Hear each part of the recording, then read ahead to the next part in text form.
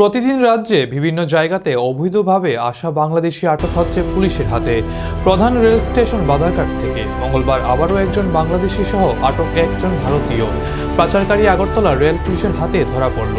গোপন খবরের ভিত্তিতে গতকাল সন্ধ্যায় একজন পুরুষ বাংলাদেশি নাগরিক এবং একজন ইন্ডিয়ান টাউট আটক করা হয়েছে বলে আগরতলা রেল স্টেশন থেকে জানা যায়। তারা অবৈধ উপায়ে বাংলাদেশ থেকে ভারতে প্রবেশ করে। এই ঘটনার পরিপ্রেক্ষিতে বুধবার আগরতলা জিআরপি থানার একটি মামলা গ্রহণ করা হয়। তাদের মহামান্য আদালতে প্রেরণ করা হবে। কিভাবে বিএসএফ কে চোখে ফাঁকি দিয়ে এত পরিমাণে বাংলাদেশি ত্রিপুরাতে ঢুকছে তা নিয়ে সন্দেহজনক দেখা দিয়েছে।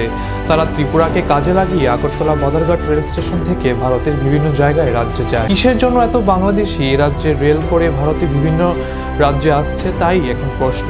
সংবাদ মাধ্যমে সম্পূর্ণ ঘটনাটি বিস্তারিতভাবে তুলে ধরে ওসি তাপস দাস।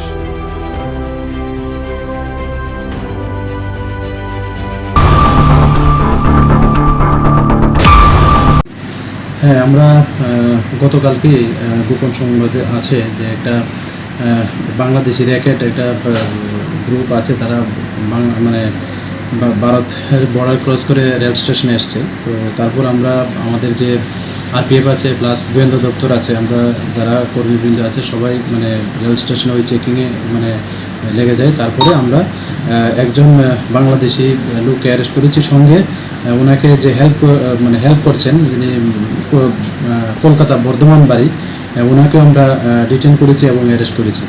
তো এই সুবাদে আমাদের জিআরপি থানাতে গতকালকে একটা মামলা নেওয়া হয়েছে। তো আজকে আমরা তাদের মহামান্য আদালতে প্রেরণ করছি।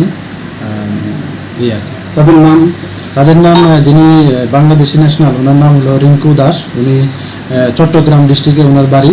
আর যিনি ইন্ডিয়ান উনি রয়্যাল দাস, ওনার বাড়ি হলো পূর্ব বর্ধমান, ওয়েস্ট বেঙ্গল। তাদের কাছ থেকে কিছু পাওয়া গিয়েছিল? তাদের কাছ থেকে বেসিক্যালি ওই বাংলাদেশের কিছু ডকুমেন্টও পাওয়া গেছে, তারপর ইন্ডিয়ান কারেন্সি আছে, আর ওনাদের স্মার্ট মোবাইল ফোন আছে।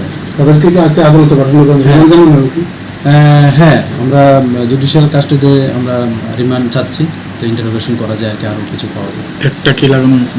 হ্যাঁ, একটা তো আমাদের যে নতুন একটা যে বিএনএস একটা আছে, তারপরে ফরেনার একটা আছে, আইপিপি একটা আছে।